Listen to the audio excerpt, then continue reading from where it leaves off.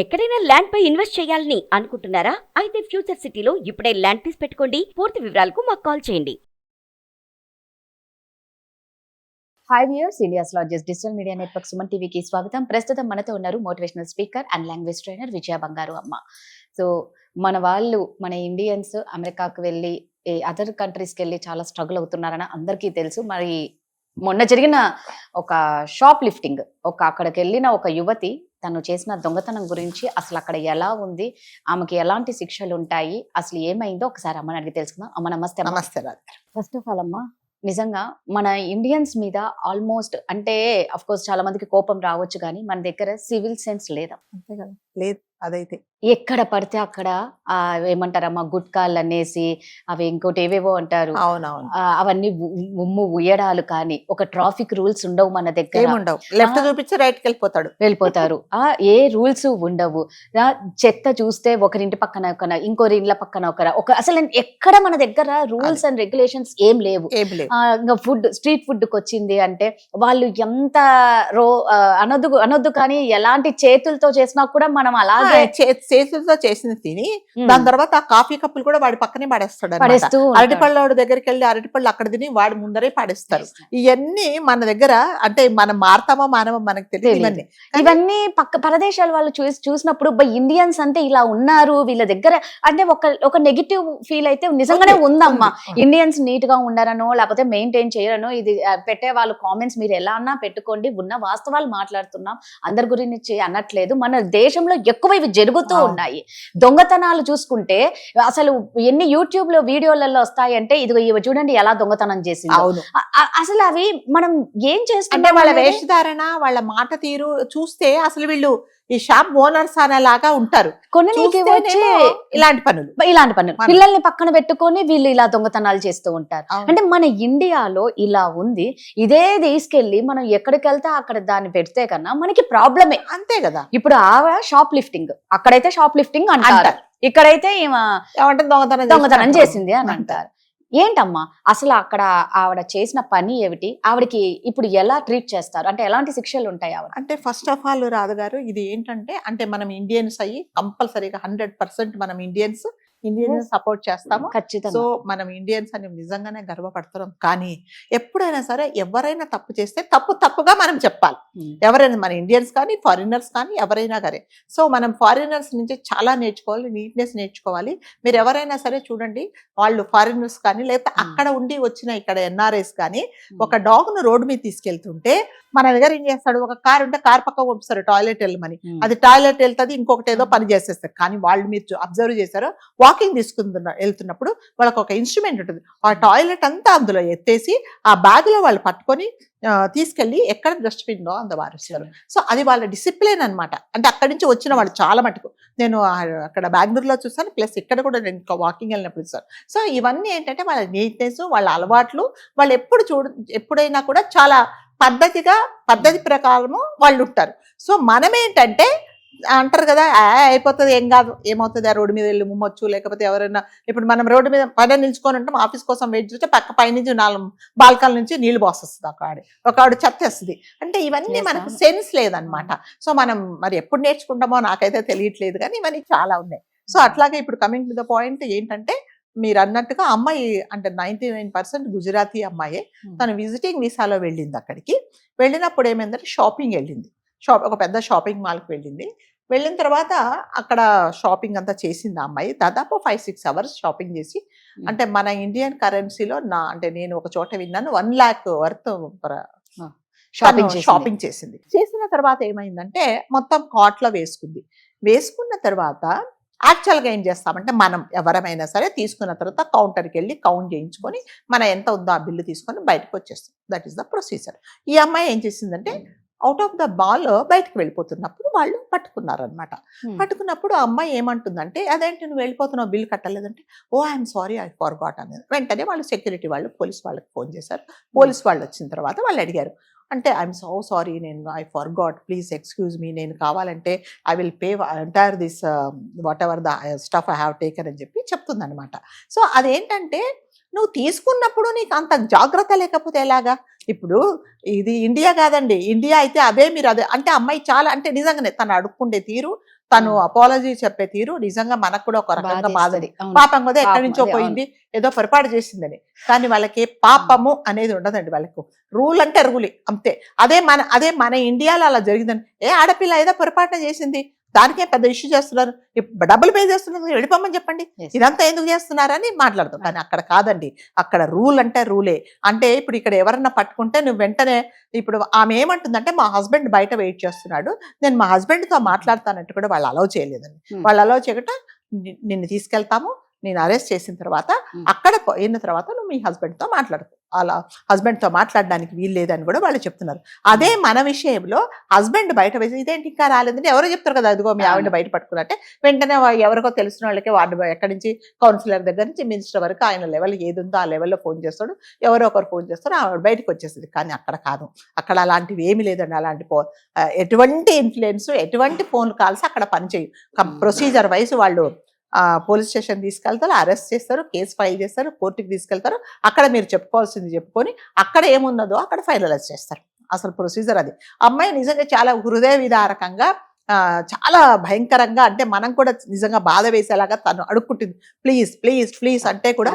అంటే ఇంకొకటి వాళ్ళు ఎంత హ్యాండిల్ చేశారంటే, ఒక అమ్మాయి కదా అని చెప్పేసి, అంటే అమ్మాయి ఎవరితోనైనా కూడా పోలీసు వాళ్ళు అలాగే బిహేవ్ చేస్తారు అక్కడ.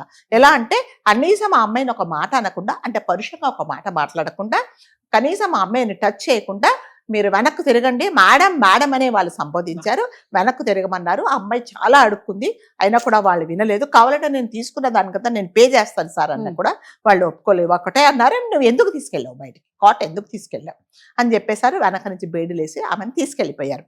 అంటే ఇది ఇక్కడ మనం నేర్చుకోవాల్సిందంటే, ఎవరైనా సరే అండి మన కంట్రీ నుంచి, మన ఇండియా ఉండే రూల్స్ వేరు, రెగ్యులేషన్స్ వేరే, ఇక్కడ ఉండే ఇన్ఫ్లుయెన్స్ వేరే, ఇక్కడ ఉండే సింపతి అదేంటి బ్యాక్గ్రౌండ్ వేరే. చిన్నపిల్లోడు ఎవడన్నా తప్పు చేసి ఒక అమ్మాయిని పాడు చేసినా, ఒకవేళ ఏదైనా దొంగతనం చిన్నవాడు కదా వాడిని తీసుకెళ్ళి ఆ చిన్నపిల్లలు ఉండే కోర్టుకి వేస్తారు, కొన్ని రోజుల తర్వాత ఆడు బయటకు వచ్చేస్తాడు. అట్లా ఎవరైనా పెద్దవాళ్ళు వయసు మీద పడింది, బయట పనిచేయట్లేదు చేస్తారు, ఎవరికి కావాల్సిన ఎక్స్క్యూజెస్ వాళ్ళకి చెప్పేసి తప్పించుకుంటే ఏర్పాట్లు చాలా ఉన్నాయి. లేదా ఎవరినన్నా అరెస్ట్ చేస్తే వెంటనే అంత, ఎందుకంటే ట్రాఫిక్ లో మీరు ఎవరినన్నా పట్టుకోండి, వాడు వెంటనే ఫోన్ చేస్తాడు, అటు ఇటు ఫోన్ చేసి మావాడే వెళ్ళిపోయి వదిలేసే అంటారు. కానీ నిజంగా మీ వాడు రూల్స్ వైలేట్ చేశాడు, ఇతను హెల్మెట్ లేకుండా వెళ్తున్నాడు, సిగ్నల్స్ వచ్చిన క్రాస్ చేశాడు కాబట్టి మేము పట్టుకున్నాము, కాబట్టి వీడికి తగిన శిక్ష చేయండి, మా వాడని ఎక్స్క్యూజ్ చేయండి అని ఎవరు చెప్పారండి? చెప్తారా? ఎవరు చెప్పరు. పర్లేదు సార్, నేను పాలిటిషియన్, కానీ మా వాడు తప్పు చేసా కూడా మీరు అరెస్ట్ చేయండి, అతన్ని చేస్తే అందరికి తెలుస్తాయి, రూల్స్ తెలుస్తాయి, ఎవరు చెప్పరు. మా వాడే చూసి చూడకుండా ఉండాలి, ఏమైంది, ఎవడన్నా కొట్టాడా చెప్పు, ఎవడన్నా కొడితే చెప్పు, ఎన్ని డబ్బులు కావాలో నేను ఇస్తానంటున్నాను మన వాళ్ళు. అందుకని వాళ్ళకు రూల్స్ రెగ్యులేషన్స్ ఏమీ లేవండి. కానీ అక్కడ అలాంటివి జరగవు. ప్రతి ఒక్కరు నేర్చుకోవాల్సిందంటే, ఎవరైతే మీరు వేరే కంట్రీకి వెళ్తున్నారో అక్కడ రూల్స్ రెగ్యులేషన్స్ ఏంటి, ఇఫ్ ఎనీథింగ్ గోస్ రాంగ్ ఎలాంటి పనిష్మెంట్స్ ఉంటాయి అనేది కంపల్సరీగా నేర్చుకోవాల్సిందే.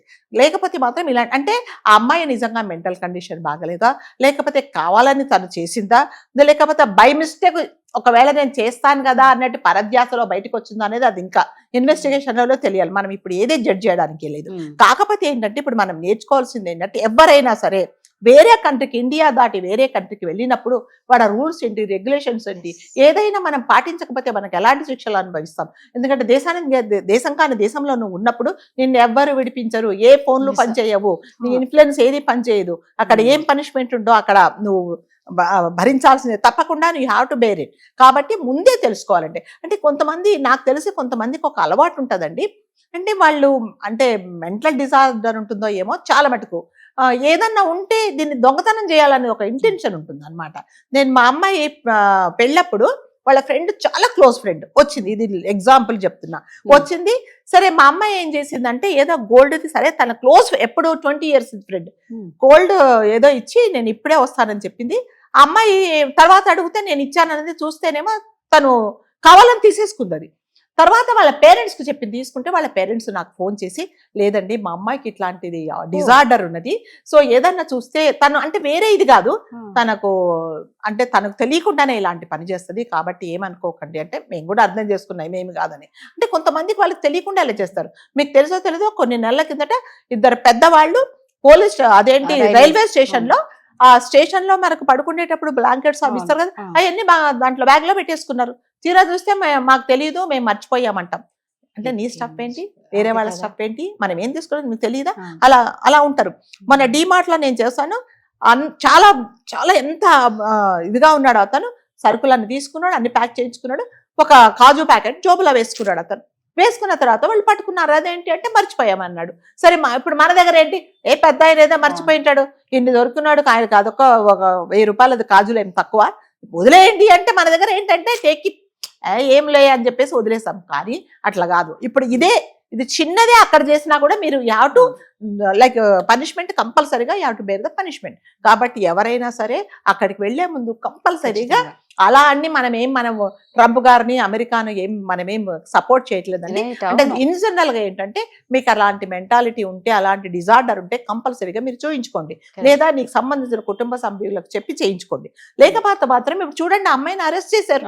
అరెస్ట్ చేసిన హస్బెండ్ ఎటువంటి సపోర్ట్ చేయడు అతని, అంటే హెల్ప్లెస్ అన్నమాట, ఏం చేయలేడు. చట్టాలన్నీ కఠినంగానే ఉంటాయి కదా, స్పాట్ లో డెసిషన్స్ ఉంటాయి. మనకులాగా తీసుకోవడాలను వదిలేయడాలు అదే అలాంటివి కాబట్టి. ఇంకొకటి మనకు అంటే మనం చెప్పకూడదు కానీ కొంతమంది ఇక్కడ పేరెంట్స్ ఇండియన్స్ ఏం చేస్తారంటే, మా వాడు అమెరికాలో ఉన్నాడు, మా వాడు పలానా కంట్రీలో ఉన్నాడు, వాడు వచ్చేస్తున్నాడు అని ఫ్రెండ్స్ ఒక పెద్ద లిస్ట్ పంపిస్తారు, చాంతాడంత లిస్టు. తర్వాత వాళ్ళ అమ్మ చెప్తారు, నాకు ఇది తీసుకురాడా, నాన్న చెప్తాడు, చెల్లి అన్ని ఎక్కడి నుంచి తీసుకొస్తాడు, మరి అతను కూడా కొనాల్సిందే కదా, ఎక్కడి నుంచి వస్తాయి చెప్పండి. అవన్నీ కూడా ఆలోచించారు. అమ్మాయి ఏం చెప్తుంటే, మా తమ్ముడికి బట్టలు కావాలని నేను తీసుకున్నాను అంటుంది అనమాట తను. అంటే ఇప్పుడు వెళ్ళేటప్పుడు చెప్తారు కదా, అక్కడ వెళ్తున్నావు కదా నన్ను తీసుకురంటారు. మరి అంటే తను ఏమంటుందంటే, డబ్బులు ఉన్నాయి నేను ఇస్తానంటున్నది. ఇప్పుడు ఆ అబ్బాయి అడిగాడని చెప్పి ఈమె చేసిందా, లేకపోతే డబ్బులు ఉండి కూడా మర్చిపోయిందా అనేది మళ్ళీ ఇన్వెస్టిగేషన్ లో తేలాల్సిందే.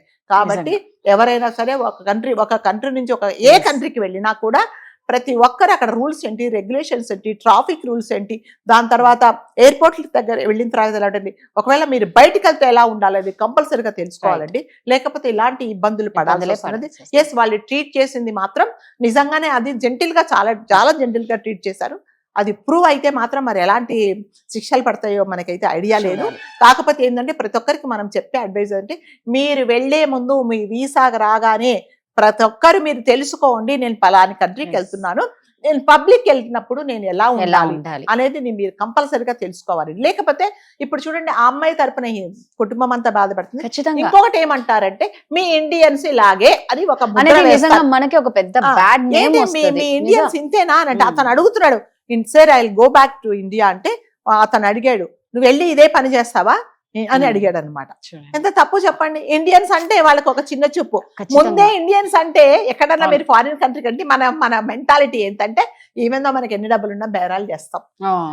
మీరు ఇండియన్స్ ఎప్పుడు బేరాలు చేస్తారో అది ఒకటి ముద్ర. సరే, అది మన ఫైనాన్షియల్ స్టేటస్. మనం నిజంగా బేరాలు, నువ్వు 1000 రూపాయలు అంటే నేను 1000 రూపాయలు కలను కనీసం 900 నుంచి మొదలు పెడతాం, అది కరెక్టే.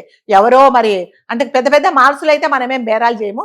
రోడ్డు మీద అరటిపళ్ళు అమ్మే వాడి దగ్గర మాత్రం 50 రూపాయలు డబ్బులు 35 రూపాయలకి ఇస్తామని అడుగుతాము. ఇంకా కొంతమంది అదేంటి రోడ్డు మీద బెగ్గర్స్ కు 10 రూపాయలు, అందులోంచి 5 రూపాయలు తీసుకుంటారు. గుడికి వెళ్ళి దక్షిణ వేసేటప్పుడు కూడా అందులోంచి పూజారి గారి నుంచి అందులోంచి 5 రూపాయలు తీసుకుంటారు. అంతే, ఇంక మనని ఎవరు మారవలేరు. కానీ అక్కడ అట్లా కాదు. కాబట్టి ఎప్పుడైనా సరే మన సలహా ప్రతి ఒక్కరికి ఇచ్చేదంటే, దయచేసి మీ ఫ్రెండ్స్ గానీ మీ పిల్లలు గానీ అమెరికాలో ఉన్నప్పుడు వాళ్ళు వచ్చేటప్పుడు పెద్ద పెద్ద లిస్టులు ఇవ్వకండి. వాళ్ళు చాలా ఇబ్బందులు పడతారు. ఎన్నో పనులు చేసుకొని మీ కోరికలు తీర్చడానికి లిస్టు తీసుకురావాల్సి వస్తుంది. అట్లాగే అక్కడికి వెళ్లే వాళ్ళు కూడా దయచేసి రూల్స్ రెగ్యులేషన్స్ ఏంటో తెలుసుకుంటే, ఇప్పుడు నిజంగానే అమ్మాయి తెలుసుకోనుంటే ఈ పని చేసేది కాదేమో. తను ఏమనుకుందంటే బయటకు మర్చిపోయాను కదా, వీళ్ళు ఎక్స్క్యూజ్ చేస్తారు అనుకున్నది. కానీ వాళ్ళైతే ఎక్స్క్యూజ్ ప్రతి ఒక్కటి ప్రాసిక్యూట్ చేస్తారు. కాబట్టి దయచేసి వెళ్లే ముందు, చేసే ముందు జాగ్రత్తగా ఉండండి. అదండి, మనం ఒకరి ఇంటికి వెళ్లే ముందు ఎంత జాగ్రత్తగా ఉండాలో, ఒక దేశానికి వెళ్ళినప్పుడు కూడా, పరదేశానికి వెళ్ళినప్పుడు కూడా అంతే జాగ్రత్తగా ఉండడం చాలా మంచిది. Thank you.